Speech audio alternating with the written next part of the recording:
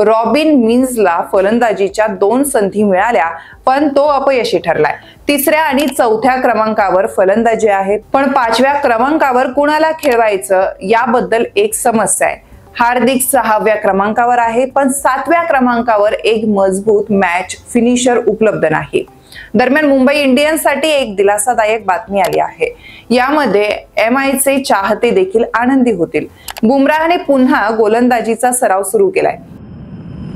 Indian premier league म्हणजे IPLच्या हंगामातील पहिले 2 सामने मुंबई इंडियन्सने गमावले आहेत। मुंबईने हंगामाची सुरुवात अशा प्रकारे करणं ही काही नवीन गोष्ट नाहीये, परंतु मुंबई इंडियन्सने संघ नियोजन योग्य नसल्याने भविष्यातही असेच काहीतरी घडण्याची अपेक्षा व्यक्त केली आहे। अशा परिस्थितीत चाहत्यांना आशा आहे की जर वेगवान गोलंदाज जसप्रीत बुमराह लवकरच परतला तर मुंबई इंडियन्सच्या सर्व समस्या सुटू शकतात।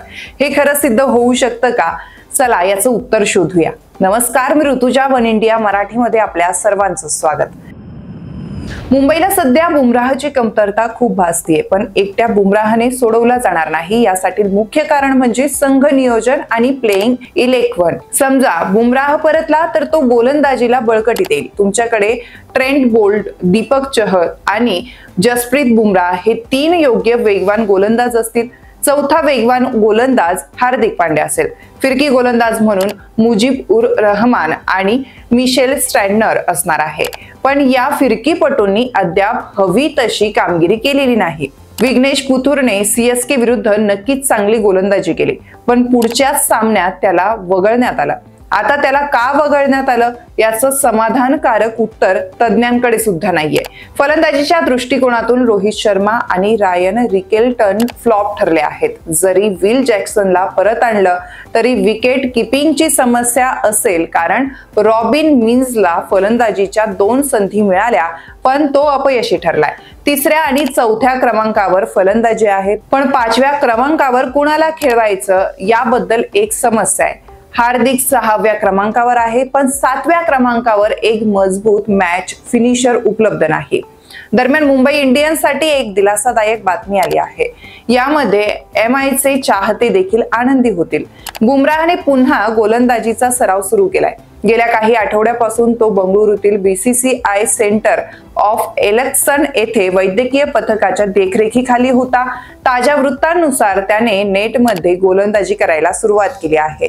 MIचे मुख्य प्रशिक्षक मेहला जयवर्धनने यांनी जसप्रीत बुमराहच्या तंदुरुस्तीबद्दल सकारात्मक बातमी दिली आहे, ज्यामध्ये त्यांनी म्हटलं आहे की बुमराह वेगाने बरा होत आहे, तथापि त्याच्या परतीची नेमकी तारीख अद्याप निश्चित झालेली नाही। रिपोर्टनुसार बुमराह एप्रिलच्या पहिल्या आठवड्यात मुंबई इंडियन्सच्या कॅम्पमध्ये शामिल होऊ शकतो। तसेच 7 एप्रिल रोजी रॉयल चॅलेंजर्स बंगळुरू विरुद्ध मैदानात उतरू शकतो अशी शक्यता देखील वर्तवण्यात येते। दुसरीकडे रोहित शर्माचा फॉर्म आता सुद्धा मुंबईसाठी तेवढाच चिंतेचा विषय ठरलाय। रोहित शर्मा सुरुवातीच्या 2ही सामन्यात फ्लॉप ठरला। मुंबईला जिंकायचं असेल तर रोहित शर्माने खेळायला हवं। रोहित शर्मावर टीमची मोठी मदार आहे, मात्र रोहित शर्मा सुरुवातीच्या 2ही सामन्यांमध्ये सबशेल निराशा देऊन गेलाय। मुंबईचा एकही फलंदाज प्रभावी अशी खेळी करू शकलेला नाही। सलामीवीर असो की मधल्या फळीतले फलंदाज, कुणीही म्हणावी तशी बॅटिंग केलेली नाही। त्यामुळे गोलंदाजापेक्षा सुद्धा फलंदाजी हा मुंबईचा प्रॉब्लेम असल्याचं क्रिकेट समीक्षकांनी सुद्धा म्हटलंय।